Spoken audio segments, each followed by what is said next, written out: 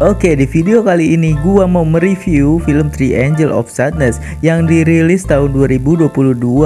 Film ini menceritakan tentang perjalanan sepasang kekasih yang mendapatkan tiket gratis untuk menaiki kapal pesiar mewah.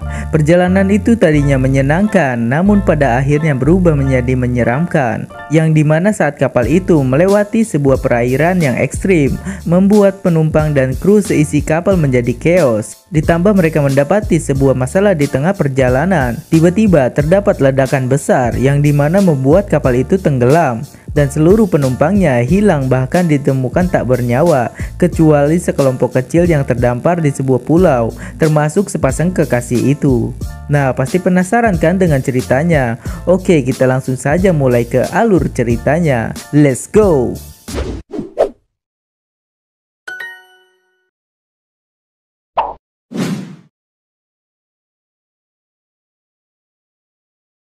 Pada awal film memperlihatkan seorang mantan model yang lagi casting di sebuah program fashion show. Pria itu bernama Carl. Di situ ada beberapa juri yang lagi melakukan seleksi. Karena Carl orangnya good looking, ia pun diterima. Ia mendapatkan tiket gratis menaiki kapal pesiar. Carl mendatangi sebuah acara fashion show yang dimana itu tempat pacar Carl bekerja. Nah, wanita yang satu ini adalah Yaya, pacarnya si Carl. Yaya adalah model fashion show yang cukup terkenal. Manis kan? Gak kayak kenyataan, dolar kuning.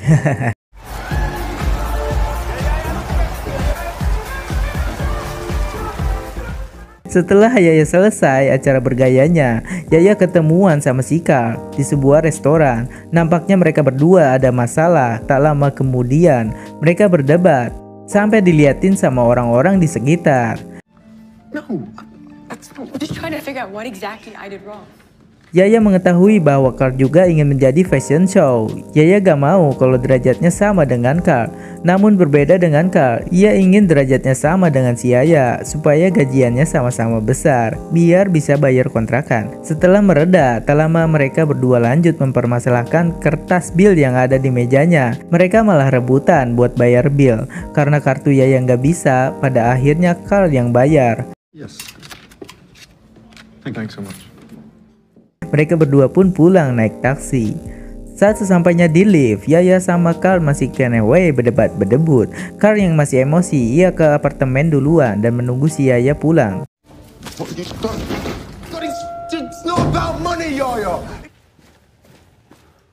Yaya pun pulang dan berbincang lagi sama Carl. Di situ mereka berdua baikan, tapi nggak cantelan. Paling ya taulah. Keesokan harinya, terlihat ada sebuah kapal pesiar mewah dan seluruh krunya tengah mempersiapkan keberangkatannya. Di kapal itu terdapat Carl dan Yaya yang sudah siap menikmati perjalanan sambil berjemur. Tiba-tiba ada seorang kru membuka bajunya sambil merokok di depan Yaya dan menyapanya. Hey. Hey. Kelakuan kru yang tadi membuat si Carl cembokur. Mereka berdua pun berdebat lagi. Carl melarang Yaya untuk tidak melakukan say hi lagi terhadap kru itu. Tapi menurut si Yaya, kru itu memanglah keren. Dan si Carl pun bad mood. Ia langsung mereport soal kelakuan kru yang tadi tanpa sepengetahuan Yaya. 24 karat gold. And we have Saat sedang makan-makan, terlihat Yaya lagi berfoto.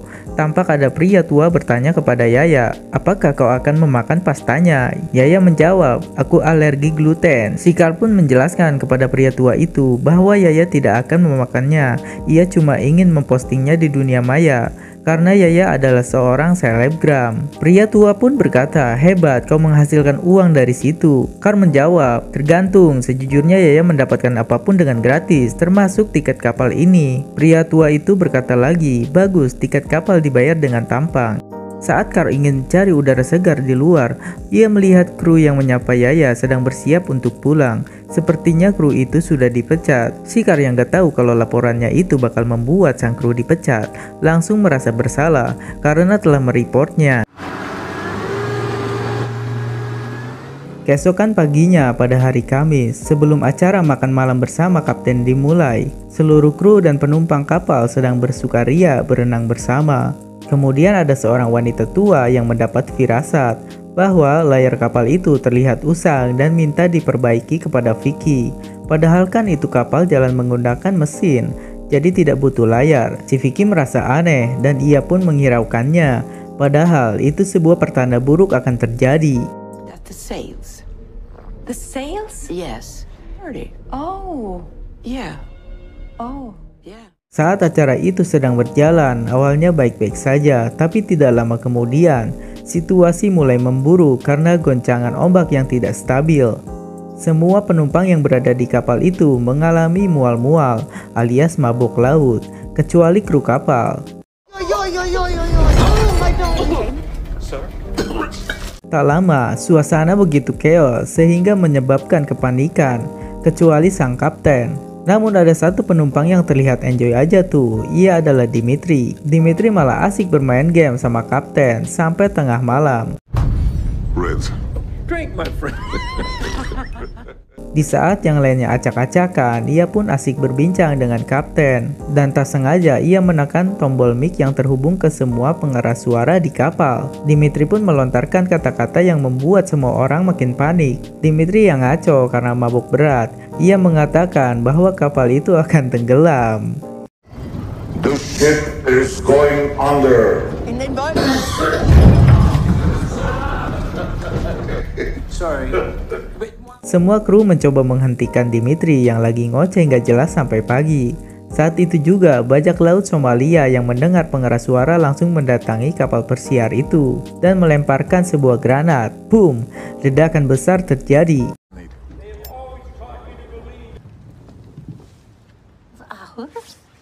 Oh no! Kapal pun karam di situ hingga menyisakan 7 orang saja yang terdampar di sebuah pulau. Yang selamat cuma Carl, Yaya, Vicky, Jorma, Terse, Nelson, Dimitri, dan mereka pun di situ mulai mencoba bertahan hidup hingga bantuan datang. Hari berganti malam, terdengar suara aneh yang membuat mereka semua ketakutan sehingga membuat mereka lari terkocar-kacir. Karena serangan panik, suara terakhirnya untuk memberikan sinyal bantuan terbuang sia-sia.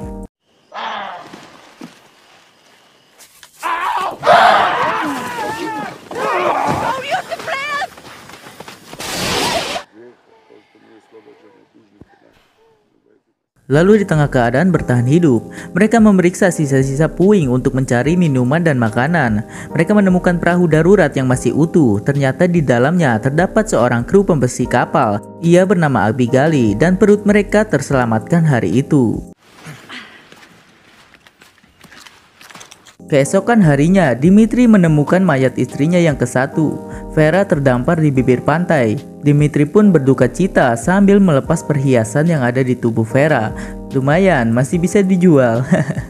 Pada malam ketiga, si Abigail berulah lagi tuh dengan keegoisannya. Si Carl disuruh menemaninya bobo di perahu. Ia diiming-imingi makanan dan minuman jika ia menemaninya. Karena kondisi seperti itu, Carl pun mengaksesnya dan si Yaya marah kepada Carl.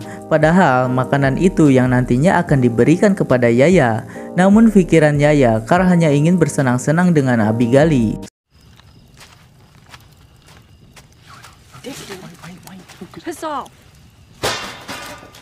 Setelah kejadian itu, si Yaya juga udah nggak tahan tuh. Ia juga memanasi Carl dengan mencupok si Jorma.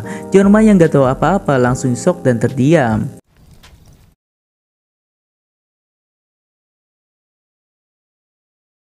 Keesokannya, si Yaya ngegapin si Carl yang habis bertumbuh dengan Abigail. Di situ Yaya ngambek ingin pergi dari tempat itu sendirian. Namun Abigail ingin ikut karena takut Yaya kenapa-kenapa. Dan mereka berdua pun caps mencari sesuatu di dalam hutan. Singkat cerita, ia menemukan sebuah bangunan seperti hotel di pulau itu. Ternyata itu adalah pulau tujuan kapal itu. Akan tetapi, setelah menemukan bangunan di situ, Abigail mencoba membunuh Yaya dari belakang. Namun pada saat Yaya berkata, "Jika kita selamat, kau boleh menjadi asistenku." Abigail pun menghentikan rencana itu. Abigail, I can try and help you. You can be my assistant. Dan film ditutup dengan Carl yang mencari mereka berdua sampai berdarah-darah melewati hutan belantara. Tapi nggak tahu tuh ketemu apa enggak karena filmnya udah habis dan tamat. Oke Brody, itu akhir dari cerita film kita kali ini. Dibikin enjoy aja ya Brody, anggap aja ini hiburan. Oh iya, saya mau ingatkan lagi, film ini berjudul Triangle of Sadness. Kalau mau lebih jelasnya, lu tonton langsung aja deh filmnya. See you and peace out.